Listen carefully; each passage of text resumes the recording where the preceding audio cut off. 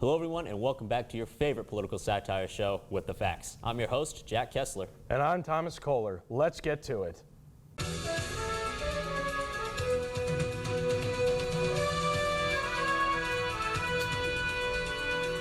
Remember last week when Jack and I gave our Iowa caucus predictions? Well, none of them were right. Like, not even one. So let's start our episode this week correcting the record on the absolute dumpster fire that was the first caucus in the 2020 election season. At first, everything seemed to be normal. However, this year, the Democratic National Committee, who is known for their extreme impartiality and competence, somehow thought it would be a good idea to count some of the votes through an app. Yes, an app. And not just any app. In the same vein as Flappy Bird in 2013, this app crashed and burned the night of the Iowa caucus. Not only did the fiasco leave hundreds of votes unaccounted for, it also gave Mayor of Whoville, Pete Buttigieg, a little clout and a whole lot of confidence. Buttigieg didn't hesitate to claim victory over his close competitor Bernie Sanders before 100% of the votes were counted. That wouldn't happen until nearly 4 days after the election night. After information came out that suggested Pete not only partially funded the company behind the app, but also had coin tosses biased in his favor, a lot of people, including the Sanders campaign, challenged his win. Win, lose, whatever. If you ask me, Donald Trump was the only one who really came out on top of all of this. Let's just hope Joe Biden's embarrassing fourth place is enough to have him retire, not only from this race, but from politics in general. With the New Hampshire and Nevada primaries approaching, it is really anybody's game. Mike Bloomberg has yet to make a splash in the primary pool, but that may change.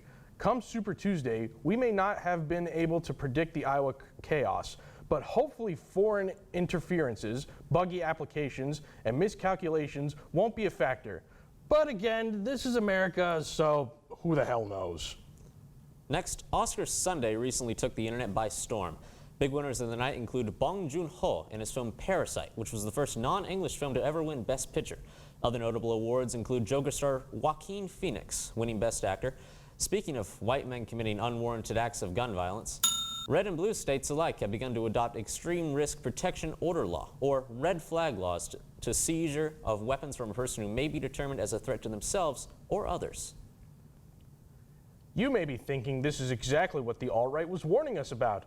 They're taking the guns away. Well, yes, but technically no. The court order is only temporarily based on the time set by the judge and typically only lasts around 2 weeks. The question is this actually solving anything? Well, in the 2 years since the Parkland shooting, hundreds of guns have been confiscated, and as we're all aware, shootings have miraculously stopped in America. Changing legislation is a thing of the past. Hello, video game bans and temporary gun confiscations. Lastly, viewers may remember the 2017 Equifax data breach, in which the sensitive financial records of over 150 million Americans, ranging from Social Security numbers to birth certificates, were exposed by a group of then unknown hackers.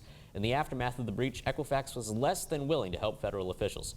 Now, 3 years later, the United States military believes it has identified the attackers, a group of 4 Chinese intelligence officers who have been charged with conspiracy to commit economic espionage and wire fraud, amongst other crimes. Man, this makes me want to not do my taxes. If it wasn't for that new TurboTax commercial with the funky little dance, I might just say screw it all together. Well, that concludes our episode for this week. I'm Jack Kessler. And I'm Thomas Kohler. We'll see you next time.